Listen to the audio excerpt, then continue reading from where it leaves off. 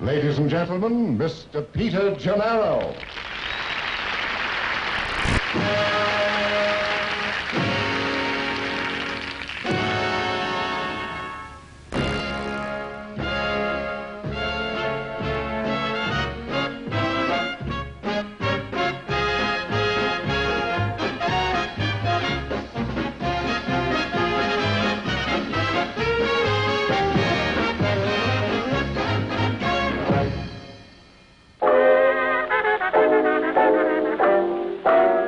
Peter Gennaro was born in 1919, the youngest of 3 children in New Orleans, Louisiana, just 8 miles from the heart of the French Quarter.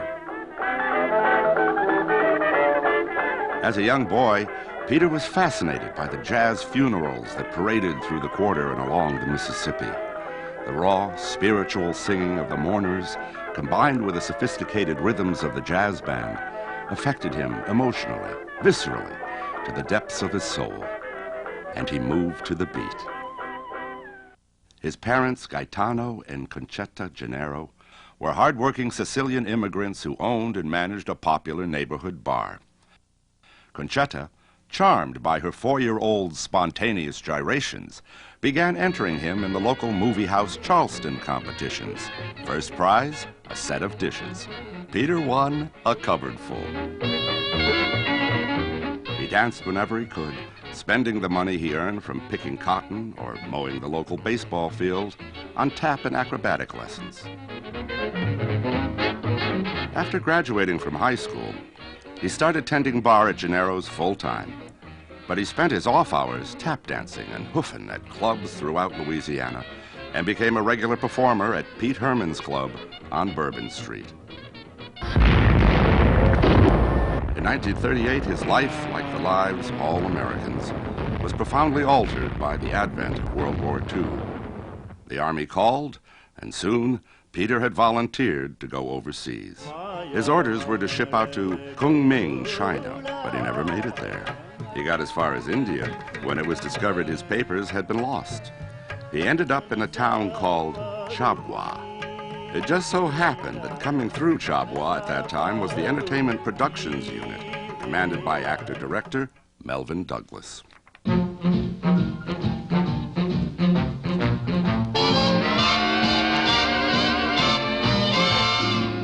unit was looking for performers. Peter auditioned and got the job. He reported to Calcutta with the unit and spent the rest of the war traveling throughout India, dancing for the troops. It was tough. It was grueling. It was showbiz. Peter loved every minute.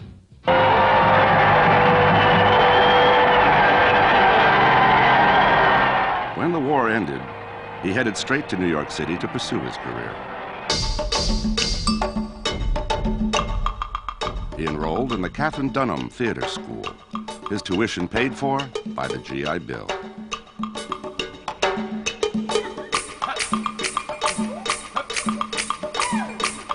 There he studied dance with some of the great masters of the time, José Limón, Pearl Primus, and Sevilla Fort.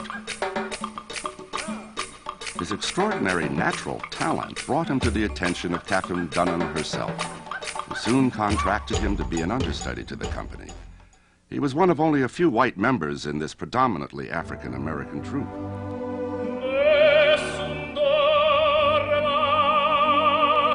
In 1947, he joined the San Carlo Opera Company in Chicago, Illinois. And there, in the Corps de Ballet, he met Jean Kinsella. They fell in love and were married 6 months later. They moved to New York and performed together in several shows, returning briefly to New Orleans to dance in a gala performance of Petrushka. Peter danced the title role in Jean the Ballerina. Luck be your lady tonight. Luck be your lady tonight. Back in New York, Peter was cast in his first of a succession of Broadway classics, Guys and Dolls, choreographed by Michael Kidd. Yeah! It was in The Pajama Game, and a number called Steam Heat, choreographed by Bob Fosse, that Peter first made his mark. Peter's unique style impressed choreographer Jerome Robbins so much that he asked Peter to co-choreograph a new Broadway show with him, West Side Story.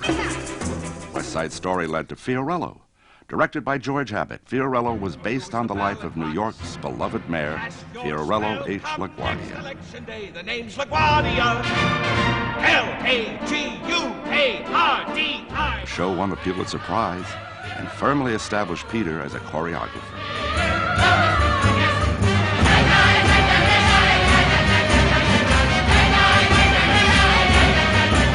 For the next 20 years, his career flourished with a string of Broadway shows, among them Annie and the unsinkable Molly Brown, starring Tammy Grimes. A successful film version with Debbie Reynolds followed. Belly Up to the Bar is one of the rousing dance numbers from the show. In it, the lead character, Molly, is seen trying to make a go at being a hoochie-coochie girl in a Wild West saloon on her journey to a better life. She is confronted by rival dance hall girls led by Maria Kornilova, and a brilliantly staged challenge dance ensues.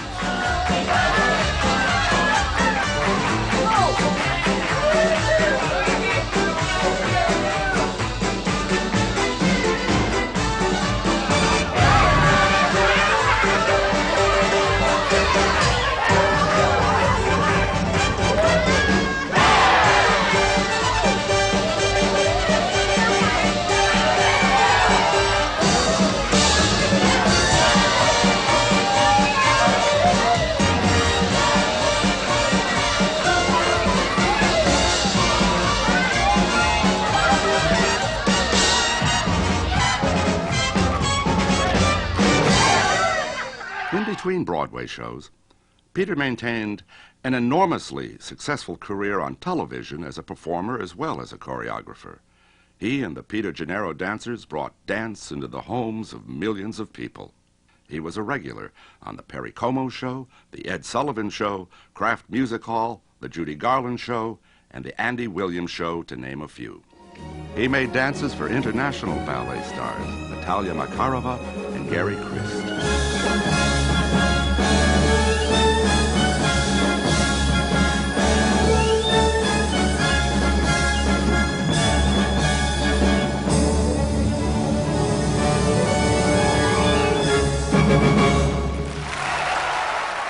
And from 1970 through 1976, he was an executive producer at New York's legendary Radio City Music Hall, where he created countless numbers for the world-famous Rockettes.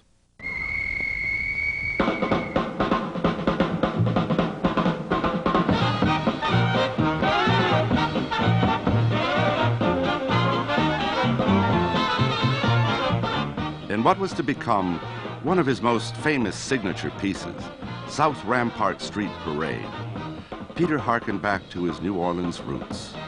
His dancing, like the music that inspired it, had the quality of improvisation, natural, sudden, and surprising.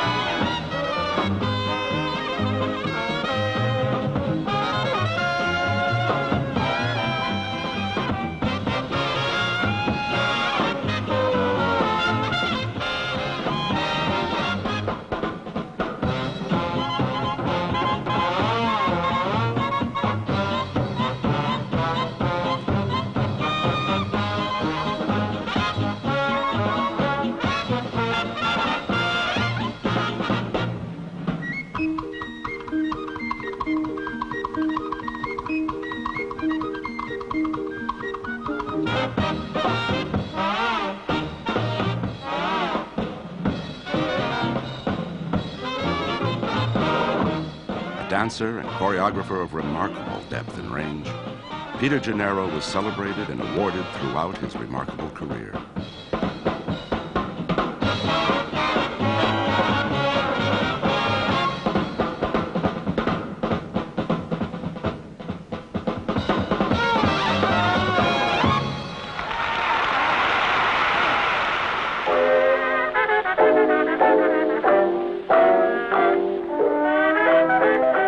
Career that began so many years ago in New Orleans, when a little Italian boy heard the rhythms of the jazz funerals on the banks of the Mississippi and began to dance.